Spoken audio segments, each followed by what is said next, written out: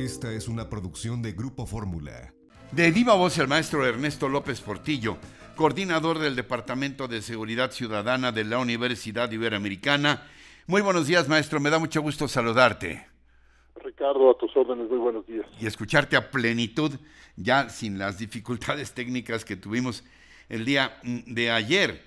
Y bueno, la gran pregunta que tú te has hecho en la pasión que tienes por todos los temas de seguridad, creo que vuelve a tomar fuerza. Cuando hablamos de instituciones políticas, militares, policíacas, y hablamos también de presencias fácticas tan terribles como la del crimen organizado, la pregunta es, ¿quién manda en este país, mi querido Ernesto? Sí, Ricardo, las investigaciones más recientes nos están enseñando nuevos conceptos. Por ejemplo, el concepto de múltiples soberanías. Múltiples soberanías. La teoría, Ricardo, la que aprendemos es que el Estado debe imponerse. El Estado está facultado para eso. Tiene el monopolio de la violencia, expropia la violencia de manos privadas, impone un orden que supuestamente nos representa a todas y a todos. Esa es la teoría. La Constitución lo que tiene es un régimen, un sistema político diseñado en donde tenemos el derecho a la seguridad, entre muchas otras cosas, porque el Estado debería en efecto tener esa capacidad de imponerse para expropiar la violencia de cualquier grupo, de cualquier persona, la violencia privada, pero además resolver la conflictividad, ordenar, dar seguridad, construir paz. Lo que nos enseña la investigación es que vamos en el sentido contrario. ¿Qué es esto? Más allá solamente de organizaciones delictivas que todos los días se muestran a través de su poder, a través de la violencia, lo que nos enseñan las investigaciones recientes es que estamos ante tejidos, Ricardo, de intereses, donde el poder empresarial, el poder político, el poder criminal, crean redes de complicidades que están haciendo imposible siquiera bajar la impunidad. Siempre tenemos que recordar, Ricardo, que cuando hablamos de violencia en México, sí, específicamente cuando hablamos de violencia homicida, siempre tenemos que recordar el nivel de impunidad. ¿Cuántos hablamos de qué? De 90 y tantos delitos que nunca se castigan, y creo que tenemos una impunidad de por ahí de 96, 97%, o sea que es muy fácil, es buen negocio delinquir en este país, ¿o cómo? Sí, es correcto, pero esto es grave, pero es más grave primero que lo sabemos hace mucho, Ricardo. Lo sabemos hace mucho, pero lo otro que es todavía más grave, mucho más grave, es que la violencia homicida para 2019 se colocó en un promedio nacional de 89.6% de impunidad. La violencia homicida. ¿Esto qué significa? Que algo está pasando que hace que se permita la reproducción del poder de matar a otra persona sin consecuencias. Esto nos desdibuja toda la imagen, toda la teoría y toda la Constitución, porque nos quita el piso, nos desfonda la realidad. Deberíamos tener un Estado que nos protege, y lo que tenemos es una sucesión y una complejización de violencia que incluyen la violencia homicida, que incluyen la violencia feminicida, que son no castigados. Así que nos tenemos que hacer otras preguntas. Quiero invitar a leer, por ejemplo, lo que produce el proyecto Noria, Ricardo, Noria, sí. Centroamérica y México, porque es el tipo de entidades que nos enseñan, primero, que hay mucho más complejidad en la violencia local de la que el Estado alcanza a ver.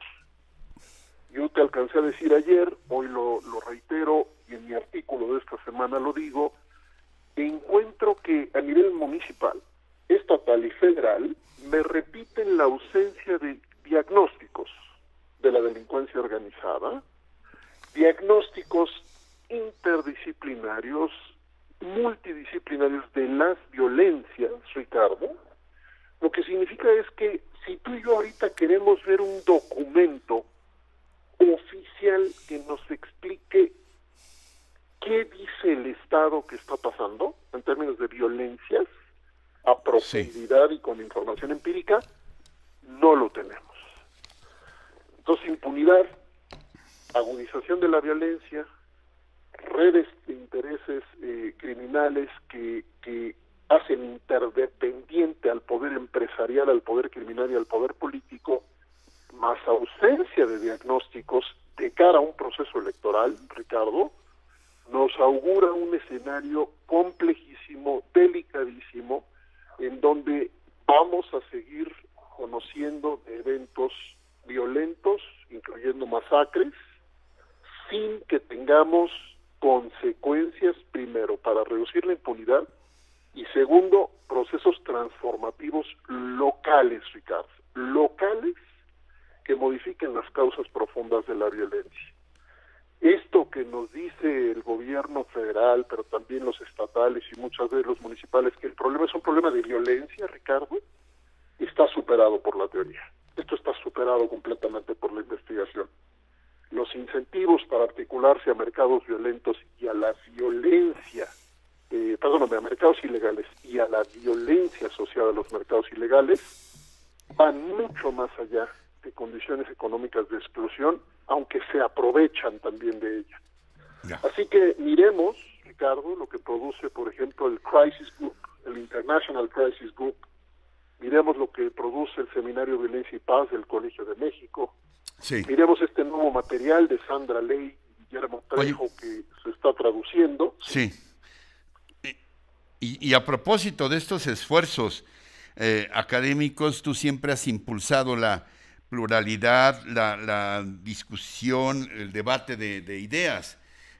Háblanos, por favor, te insistiría en este evento del 17 de febrero en la Universidad Iberoamericana, junto con el Movimiento Unido contra la Delincuencia. Entiendo que se va a llevar a cabo un conversatorio. ¿De qué se trata, mi querido maestro? Sí, gracias, Ricardo. Nos estamos preguntando en este contexto qué está pasando con el proceso de militarización y de militarismo.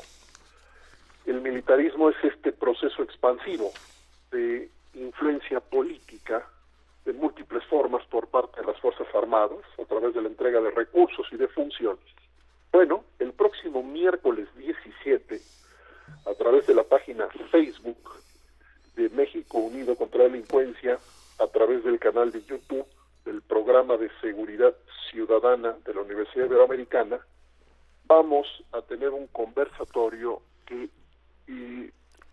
por primera vez para nosotros al menos, se enfoca en la gran pregunta, Ricardo, de si el militarismo está alterando o está en ruta de alterar el sistema político mexicano, el acuerdo político constitucional, y hacia dónde vamos bajo esta ruta de militarización y de cara a este contexto de violencias. Miércoles 17 de 11 a 13 horas, todas y todos invitados, por supuesto, un evento libre, un evento abierto, y hay que solamente asomarse.